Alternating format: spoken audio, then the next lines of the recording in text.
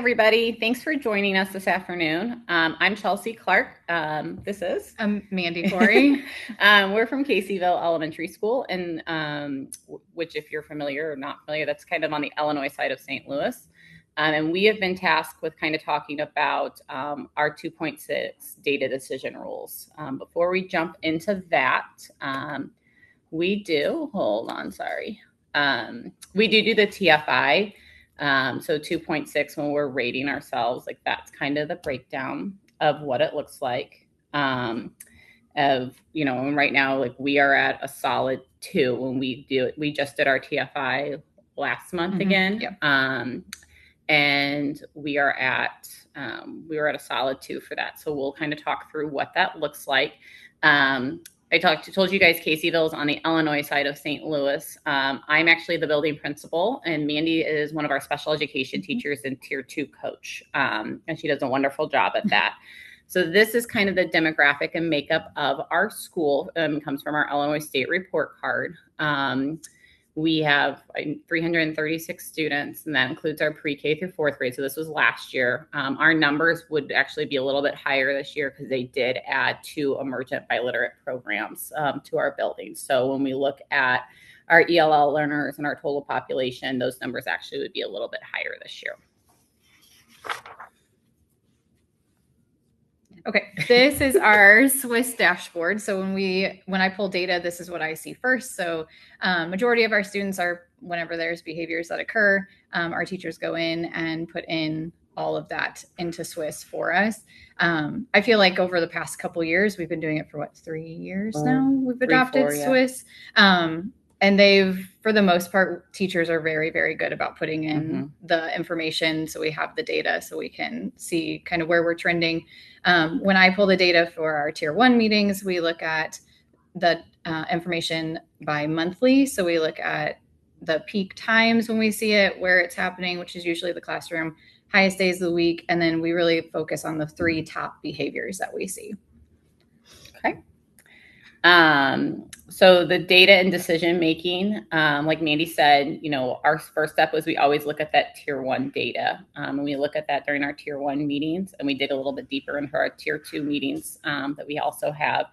But then I'm going to open up this other tab. This is kind of the meat and the potatoes for you guys. And at the end, if you guys have questions about this, like by all means, feel free to ask away. But this is just kind of, it's nothing fancy. So don't overthink it because it is not fancy. But this is just a running document that we have that when we implement something or we add a new layer of support or intervention, that's always a dialogue and a conversation that we have is, okay, well, this kiddo's got check-in, check-out. They're not responding. We're going to put them on modified check-in, check-out. What does that process look like? So, and it's a lot to remember. So Mandy's done a wonderful job of, we don't go to a Tier 2 meeting without referencing this document every time. So, modified Tier 2 check-in, check-out, individualized tracking tools. This is something that is new to us this year. And I went to the National PBIS conference in Chicago earlier this year. And this kind of came out of that because we had these kiddos, and I'm sure you guys all have them at your school, that were really dominating our data. It's not a ton of kids, but it's, 3 to 6 kids that are just hijacking your data and really not a true representation of your Tier 1 supports because of these kiddos and what their high needs are. So these individualized tracking tools, again, there's data decision rules as to when we place a kid on an individualized tracker. And then, our Tier 2 team decided that we weren't going to toggle back and forth, that once Mandy was eligible for an individualized tracking tool, Mandy stayed on that. But that data is always incorporated when we look at our data every month. But it's just not in that Swiss data when we run that report, but we still incorporate it and talk through it and plan for those kids. Sorry about that. That got real exciting. And then kind of the flow of check-in and check-out and what that looks like. So again, like I said, nothing fancy, but we don't go through we don't go through a meeting without this. And then these are some other features of check-in, check-out that are our data decision. With tier 2, we have a fading menu if a kiddo is coming out. If we think they're ready, like they're eligible and they meet our criteria for graduating from check-in and check-out. And this is something the general education teacher will do with them as well. Mm-hmm. So it's not something we track. They kind of keep track of them for two weeks and help fade them out of it. I think that's just a principal version of it. And then this is something, K-Hawk Kid that's our mascot, our district mascot. We're the Collinsville K-Hawks. So that's one of the things we talked about adding to, was having a kid mentor do the checkout with them as part of the fading process. And we piloted it with one kid, and it was super successful with the kids. The kid was not successful staying off of check-in, check-out. Right. Like, she met the entry criteria. But the kids themselves truly enjoyed that interaction with each other. And then you really do this part. Okay, so then the layers of our tier 2 intervention for check-in, check-out.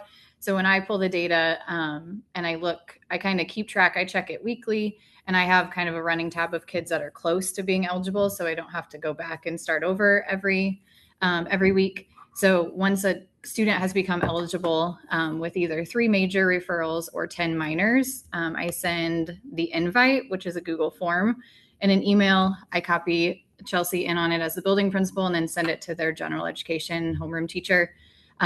So they would fill out the student name and then ask, it's just a yes, would you like your student on check-in, check-out, or no, they do have the right to decline.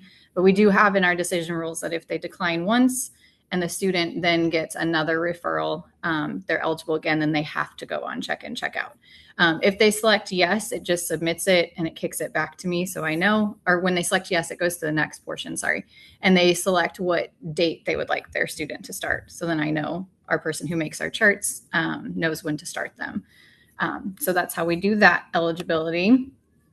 We also have a request for help that's on our school dashboard. So if a teacher is struggling with a student and maybe the data isn't quite there yet, they can fill this out, and then I get an email that they're requesting some help. They just fill in their email, their date, and then it goes next to like the student and teacher's name, what they're struggling with, and what they're requesting help for. We've had this a lot of times in the beginning of the year, and it's usually for students that were on check-in, check-out in the previous year. So for the most part, there's some historical data there. So we'll either jumpstart them on check-in, check-out, or kind of brainstorm with them to see what else we can do to support them. And then this is new for us this year, which is the reverse request for help. So when a student is not responding to check-in, check-out, and have not been responding for a bit, at the tier 2 monthly meetings, we talk about it. I will send this out to those teachers, and then they have the chance to change up how check-in, check-out looks for that student. They can request that there's no change. They just continue on regular check-in, check-out. They can go to a modified type of chart, which we have those coming up next in the presentation. So there's 3 different types. They can also start a group with our social worker, or we can modify the check-in, check-out process. But this does then make them a modified check-in, check-out. And when like the modified process would be location, if it's a buddy, a peer, a tangible, whatever they think would help with that student to help them respond. And then we kind of talked about the individualized trackers. And we didn't hyperlink those because it's really specific data for some of our kiddos, but we can share an example if we need to, or pull one up real quick. So this is what our DPR cards, this is basic check-in, check-out, like our lowest level of check-in, check-out. And you can see the one with the numbers, those are kind of for our older kids. Again, this is our K4 kiddos we have kindergarten through 4th grade. But for our pre-K, some of our first graders, and even some of our special education students, we do the smiley face one. And that one is new to us this year as well. We created it at the end of last year because we were struggling with some buy-in from some of our younger grade levels, which I get, like kids, like 2, they know 2 is more than 0, but like they don't really care, but a smiley face is happy. So this has been super successful, and some of our other elementary schools in our district have adopted it as well. This is our check-in, check-out process. So Mandy, again, part of her tier 2, she does a wonderful job with it. She tracks that. This is a chart that we use. Oh, sorry, guys. And then there's just, additional notes with it. Obviously, I blacked out the kids' names, who's their grade level, the data entry point. And it actually, if we would scroll over, if I had done that, you would see it all the way, the 8 weeks of progress that hopefully gets them to that graduation point, or if we need to keep going, or if we changed interventions or added another layer of support, all of that is there. And then this is another piece that you do. Mandy does a lot. So this I do at the end of each month. So I look at how many students were participating in check-in, check-out, and how many were modified. And then for the tier 2 that are on just basic check-in, check-out, how many are responding, so we can see our monthly percentage. And then also with our check-in or modified, how many are responding there. So this portion I only do monthly. And that kind of helps with those decision rules of what we do next with them. And then these are our modified DPR cards. So when Mandy was talking about, your kiddo's not responding, what's the next level in that response request, like where they can add or kind of change up what that check-in, check-out process looks like. These are more specific. So one is more specific with social, one is about academics, and one is internalizing behaviors, and having kind of breaks are better and having some built-in breaks that go with them. But the format and the style is all similar. But for our teachers, we really we don't like gray areas at our school. We do not. So if you see, we have the rubrics up top so that there is consistency, because these kids, some of them take them out to recess, PE and lunch are always included, or music, if they go to the libraries. So, there's multiple adults throughout the day handling these charts. So our goal is that it is consistent as possible across the board. So, that's why we have that additional information, or the purple words, as we call them. When we're talking about a kiddo being respectful, for the middle one for stop and take a deep breath, those are what we want. That's what respectful looks like. Those are the type of things that get that kiddo a 2 in that category. Great. And then these are our individual trackers. So students are identified for that. They have a Google Sheet, and then it's shared with their general education teacher, special education teacher, if they have that, and then also with me, so I can look at their data, and with Chelsea as well. So we tried to make it look as much like Swiss as possible. So they put their date, their time, or subject area. Teachers kind of have that choice of how they want to do it. We added a major and minor so we can kind of see, because we use the majors to track their progress. That makes it a little easier for me when I look at their data.